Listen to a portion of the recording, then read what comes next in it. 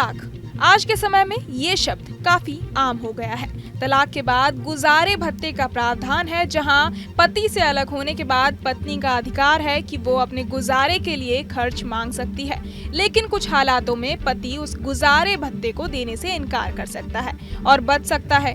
अगर आप अपनी पत्नी का किसी और से अफेयर साबित करते हो तो आपको उसी वक्त से अपनी पत्नी को किसी भी तरह से गुजारा भत्ता नहीं देना होगा। इसे लेकर क्या नियम है, चलिए उस पर बात कर लेते हैं। दरअसल एक मामले पर सुनवाई के दौरान कोर्ट ने रुख साफ करते हुए स्पष्ट किया कि कब आपको गुजारा भत्ता नहीं देना पड़ेगा। दरअसल जयपुर से एक मामला सामने आता है, जहां फैमिली कोर्ट की तरफ से एक महिला को मिलने वाले गुजारे भत्ते पर रोक लगाते हुए गुजारे भत्ते की याचिका खारिज कर दी जाती है, क्योंकि पत्नी की सैलरी पति की सैलरी के बराबर थी। वहीं उससे कुछ महीने पहले आई एक याचिका को इसलिए खारिज किया गया क्योंकि वो पढ़ी लिखी थी और काम करने के लिए सक्षम थी। इससे कुछ महीने पूर्व जोधपुर में फैमिली कोर्ट का फैसला इससे हटकर था। पत्नी पढ़ी लिखी थी और जॉब भी करती थी, बावजूद इसके पति को गुजारा भत्ता देने का आदेश दिया गया। दोनों ही मामले अलग अलग हैं, लेकिन दोनों ही केस में रजनीश वर्सेस नेहा मामले में फैसला और उसके बाद जारी हुई गाइडलाइन का हवाला दिया गया। रजनीश वर्सेस नेहा केस क्या है, महिला जॉब कर रही है और आय पति से ज्यादा, तो क्या होगा, गुजारा भत्ता तय करने का आधार क्या बनेगा, चलिए इस वीडियो में जानते हैं। पहले जानते हैं कि जयपुर फैमिली कोर्ट ने क्या फैसला सुनाया।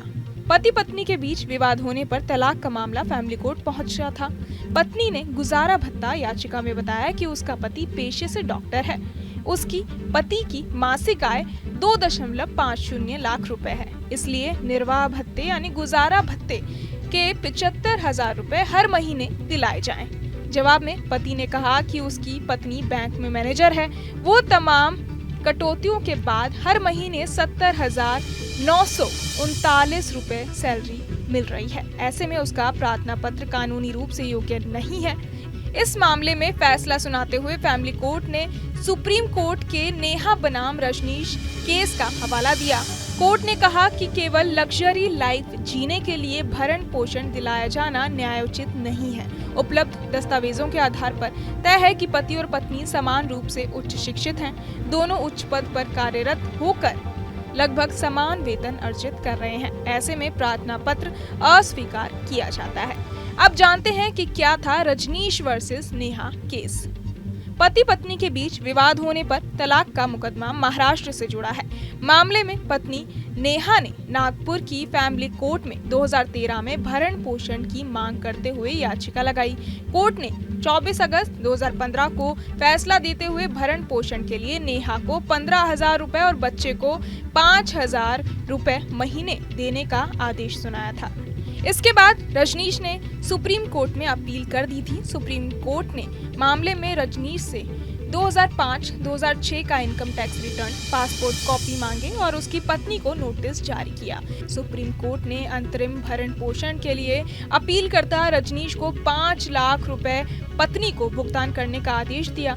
सुप्रीम कोर्ट ने इस मामले में अगस्त 2020 में अंतिम फैसला सुनाया कि अपीलकर्ता रजनीश को अपनी पत्नी को 15,000 प्रति माह देने होंगे। वहीं बच्चे के भरण पोषण के लिए 2015 के बाद से 10,000 रुपए महीने के हिसाब से देने होंगे। क्योंकि इस मामले को फैमिली कोर्ट से सुप्रीम कोर्ट तक पहुंचने में 7 साल लंबा वक्त हो गया था। इस पर सुप्रीम कोर्ट ने कहा कि फैमिली कोर्ट में भरण पोषण के बहुत सारे मामले पेंडिंग हैं और परिवादियों को न्याय मिलने में देरी हो जाती है, इसलिए ऐसे मामले में एक गाइडलाइन की व्यवस्था की गई। सीनियर एडवोकेट गजराज सिंह ने बताया कि सुप्रीम कोर्ट ने रजनीश वर्सेस नेहा केस समेत कई अन्य केस में सुनवाई करने के बाद 25 अगस्त 2020 को नई गाइडलाइन जारी की। सुप्रीम कोर्ट ने कहा कि Hindu marriage act 125 DV act व किसी भी महिला से संबंधित मामलों में याचिका के साथ एक शपथ पत्र पेश करना होगा। शपथ पत्र में आय से लेकर प्रॉपर्टी की डिटेल देनी होगी, जिसमें पति और पत्नी दोनों ही शपथ पत्र पर